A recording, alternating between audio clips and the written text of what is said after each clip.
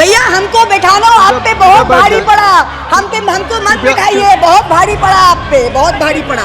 मुसलमान, मुल्ला, मदरसा, मुगल, मटन, मछली, मुजरा, मंगलसूत्र, कोई बात नहीं, वो मेरे एलओपी है, वो मेरे एलओपी है। प्रधान minister, prime minister, honourable prime minister, डरिए मत सर, डरिए मत।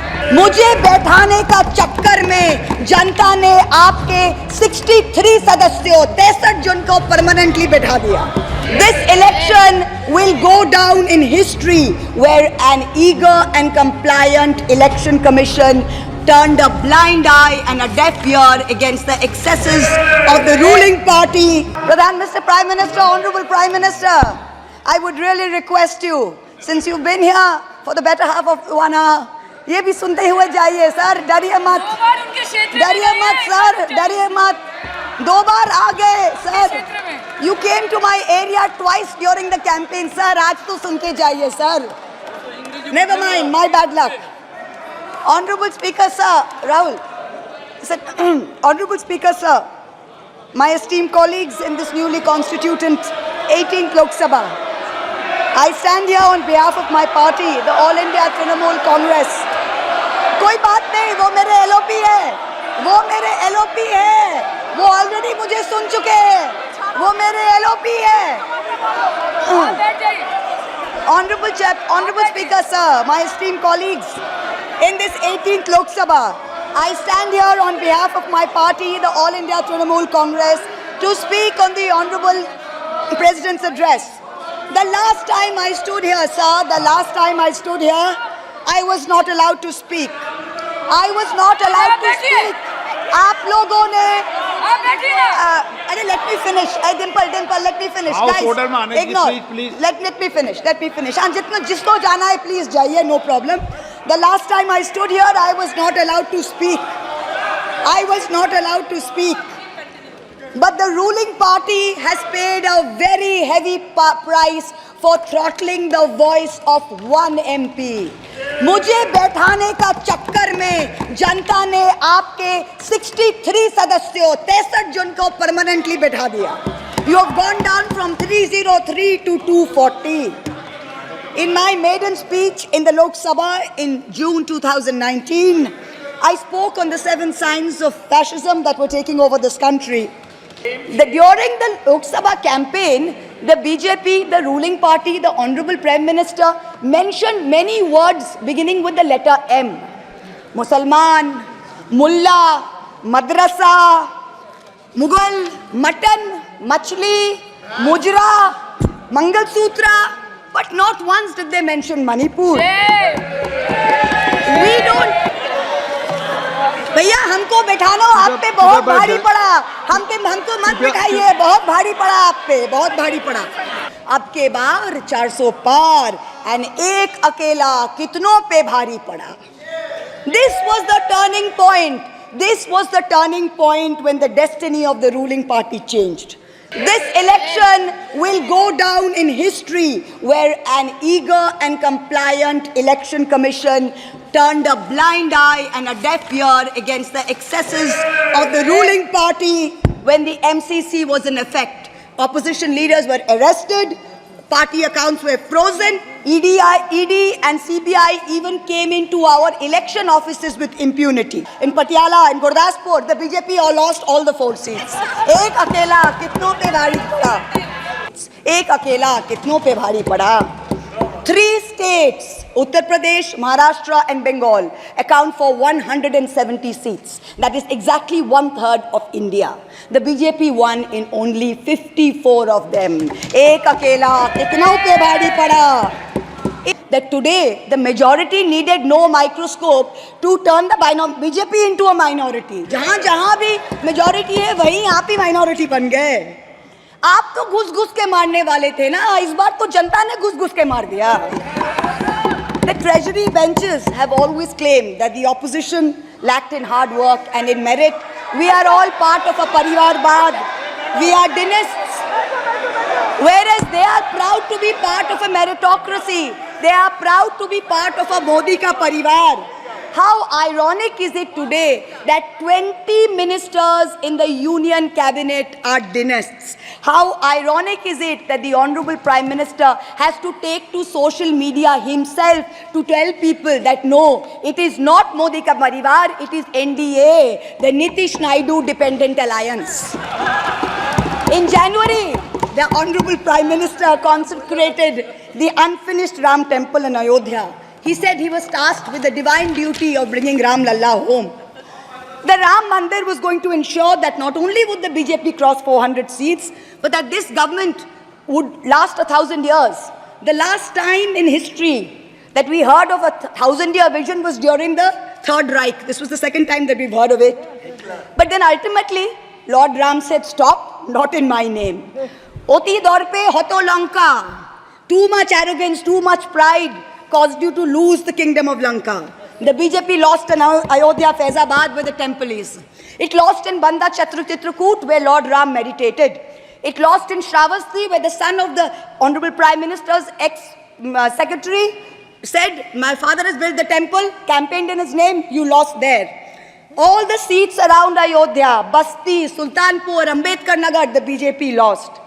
ये तुम लोगों के नाम जपो में पहले सा आराम नहीं, ये तुम लोगों के नाम जपो में पहले सा आराम नहीं, जबरदस्ती के जय श्री राम में सब कुछ है पर राम नहीं, जबरदस्ती के जय श्री राम में सब कुछ है पर राम नहीं.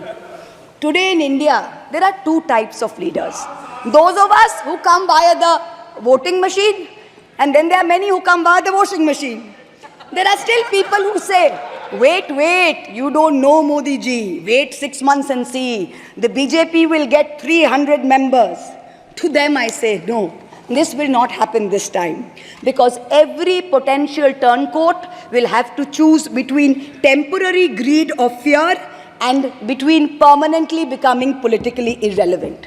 So you can offer you can accept a temporary offer of a ministry, you can accept a temporary settlement of an existing trumped-up CBI or ED case, and you can switch parties. But when you go back to the electorate will punish you. Most turncoats have been punished by the electorate. Also this time, India has very large, solid block components. The Congress has 100 seats.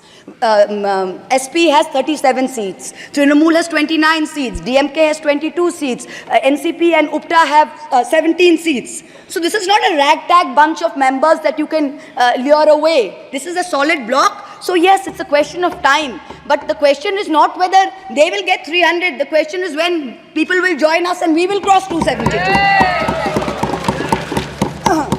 The ruling party's politics have always been along the lines of religious hate and ethnic divisiveness.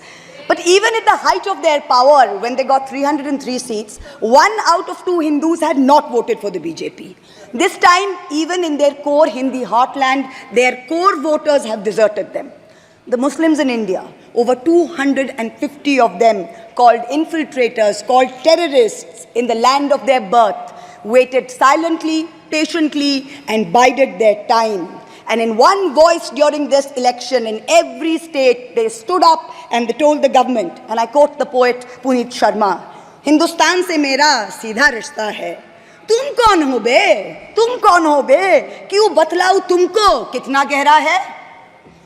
The Dalits, whom the BJP paid lip service to for so many years, realized that even the talk of 400 seats meant that Baba Saheb Ambedkar's constitution was in danger, and they deserted the party. The Marathas, whom the BJP coalition had tried so desperately to woo, realized that their promises were worth nothing. The BJP and its allies lost 7 out of 8 seats in Marathwad.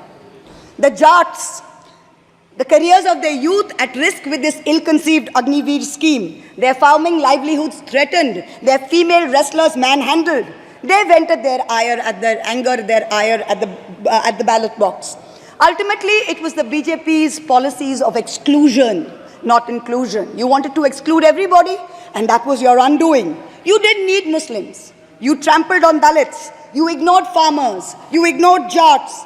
You marginalized Kashmiris. Well, they consolidated their voice during this election pan-India, and today they don't need you. That's the message they've given you during this election. ये देश ही अपना हासिल है जहां राम प्रसाद भी बिस्मिल है। मिट्टी को कैसे बांटोगे, सबका ही खून तो शामिल है।